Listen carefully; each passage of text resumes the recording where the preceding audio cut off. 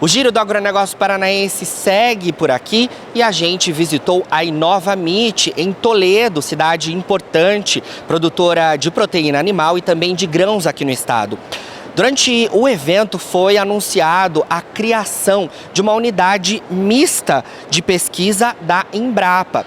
E a gente conversou com o Everton, que é chefe-geral da Embrapa Suínos e Aves, e ele falou um pouco mais para a gente sobre a criação dessa unidade que ficará alocada aqui na cidade de Toledo. Então, essa é uma iniciativa relativamente nova na Embrapa, nós só temos 6 destas unidades mistas no país e esta será a 7ª unidade mista de pesquisa e inovação que nós teremos no Brasil. É uma forma nova de fazer pesquisa e de fazer isso de uma maneira eficiente, interagindo com o que existe já de valência na região. Então, como o nome sugere, ela é mista, ou seja, nós fazemos uma sinergia, estabelecemos uma sinergia com outras entidades, sejam empresas privadas, sejam instituições de ciência e tecnologia que já estão instaladas na região, fazendo uma leitura da necessidade de desenvolvimento de tecnologias, internalizando isso e trabalhando com esses parceiros para rapidamente devolver as soluções para o sistema de produção. Então, com isso a gente busca agilidade e nós buscamos uma eficiência também econômica. A Embrapa, agora completando seus 50 anos, chegou numa marca muito interessante em relação ao seu papel social e o seu retorno.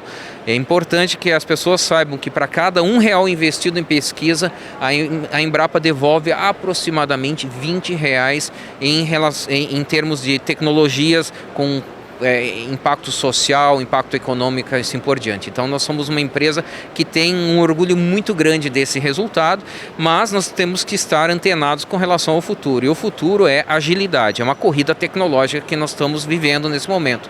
E isso se faz não trabalhando isoladamente, e sim conectado com outras entidades que podem criar uma sinergia conosco e fazer isso acontecer de uma maneira eficiente. Então é isso que está em jogo nessa unidade mista de pesquisa e inovação. A formalização e assinatura de todos os procedimentos para a criação dessa unidade é realizada aqui na Inova Meat, né? O trabalho já começa e o que motivou a criação dessa unidade aqui em Toledo?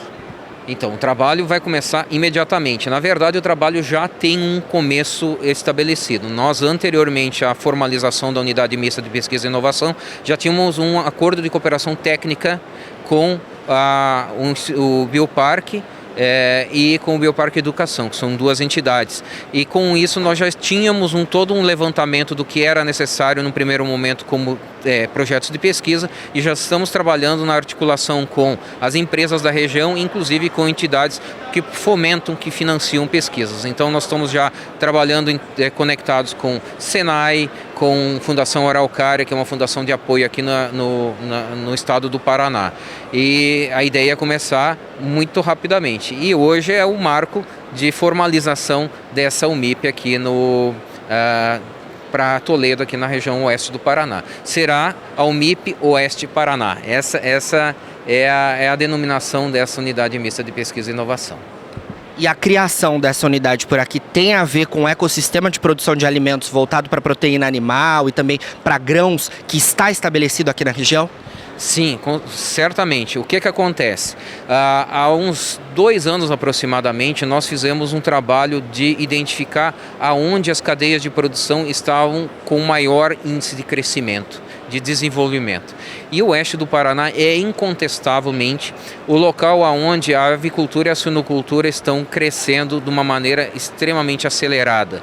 Quando você tem uma intensificação e um crescimento, também é de se esperar que lá surjam os desafios. E nós trabalhamos muito numa lógica de identificar os desafios e gerar soluções para esses desafios. Então nós identificamos que aqui era um terreno fértil para fazer uma leitura dos desafios das cadeias de produção e gerar as soluções para esses desafios. No processo, inicialmente, nós começamos com aves e suínos. Essa é a unidade que eu represento aqui.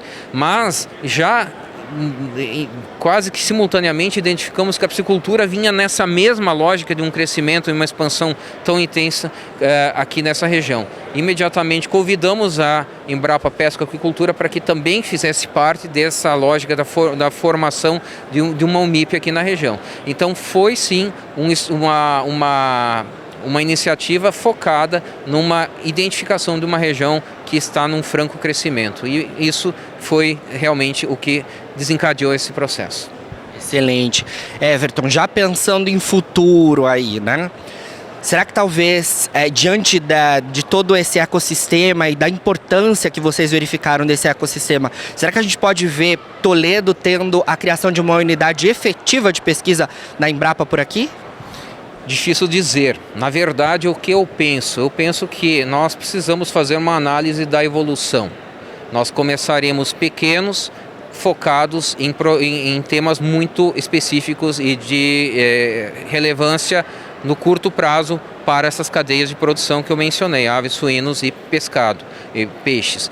Mas não significa que será restrito a essas cadeias e também não posso aqui dizer que nós ficaremos sempre numa lógica de uma unidade mista de pesquisa e inovação. Penso eu que no futuro, havendo resultados positivos e uma intensificação ainda maior dessas cadeias de produção, talvez se justifique que a gente tenha uma evolução gradual. Por exemplo, isso acontece em outras unidades mistas, de termos um laboratório criado, dedicado a um tema extremamente estratégico para aquela atividade ou para aquela região. Poderemos migrar para um laboratório, por exemplo, importante, estratégico para o país, e talvez mais à frente, cada vez mais uma estrutura mais robusta. Se isso acaba resultando numa unidade nova ou não, difícil dizer, mas também não posso dizer que não possa acontecer. Perfeito, Everton. Para a gente finalizar, eu queria que você falasse sobre um assunto que, é claro, a cadeia da avicultura está extremamente atenta. Falei com algumas pessoas por aqui, que é a gripe aviária, né? Você, enquanto chefe geral, né, da Embrapa Suínos e Aves, como é que a instituição está agindo com isso, junto aos produtores e também para, de alguma forma, impedir e, se chegar por aqui, modos de agir, né? Esse tema, de fato, é um tema pauta número 1 hoje na nossa agenda de trabalho na Embrapa Suínos e Aves. É um tema extremamente crítico, né, e que representa um grande risco para a cadeia de produção e para o agro como um todo, porque tem repercussão não apenas na avicultura, vai ter repercussão no mercado de proteína animal como um todo e, obviamente, nas receitas do país, né?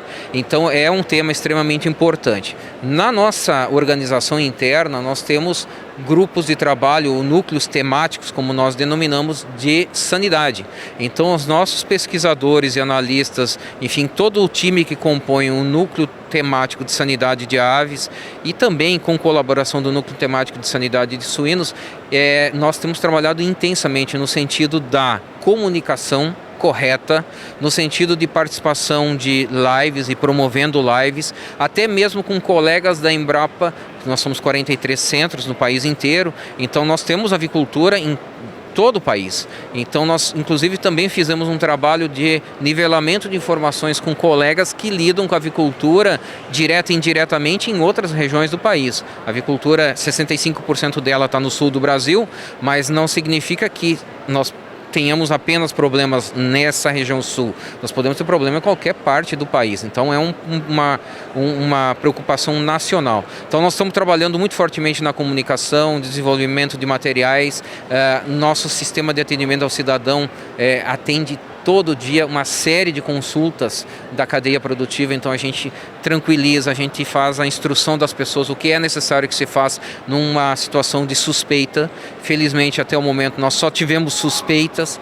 O país está fazendo um trabalho maravilhoso através do Ministério da Agricultura, através do Serviço Veterinário Oficial em cada unidade federativa, no sentido de fazer um monitoramento, de atender a esses relatos de suspeita. Então, a gente está realmente mostrando, e eu diria até muito além do que se imaginava, porque nós não tínhamos familiaridade com uma situação tão iminente de risco, né, desempenhando um grande papel. O que se espera de fato num país como é o nosso, que é um país que fornece tanto alimento, nós alimentamos mais de 1 bilhão de pessoas todos os dias. Então, é o dever de casa bem feito e a gente está, obviamente, muito atento a isso. Então, nós estamos contribuindo com toda essa pauta, toda essa dinâmica e, claro, nós precisamos entender que cada elo, cada entidade nesse processo tem a sua função. Por hora, nós disponibilizamos os nossos laboratórios para uma eventual necessidade. Nós não participamos ainda ativamente em monitoramento e diagnóstico de nada disso, mas nós temos uma estrutura muito importante. Eu vou citar um exemplo aqui, só para que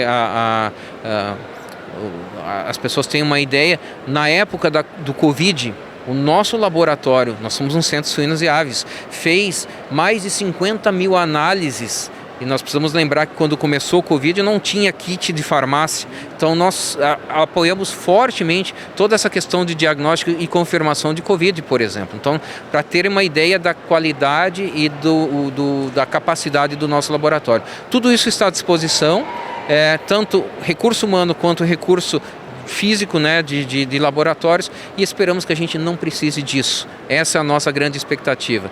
E da forma como as coisas estão sinalizando, acredito que o país realmente tem chance de passar livre e ileso, pelo menos neste ano, da influenza aviária, o que será ótimo. Nós seremos a grande potência produtora de proteína animal que não teve a influenza. E tomara que isso se confirme nos próximos meses e que a gente tenha também possa comunicar isso para o mundo, porque o mundo olha muitas vezes para o Brasil dizendo assim, mano, não é possível que vocês tenham tanta qualidade, tanta eficiência e tanto êxito. E mais uma vez a gente vai mostrar para o mundo que a gente tem condições de fazer isso. Com certeza, esses são os nossos desejos justamente, né?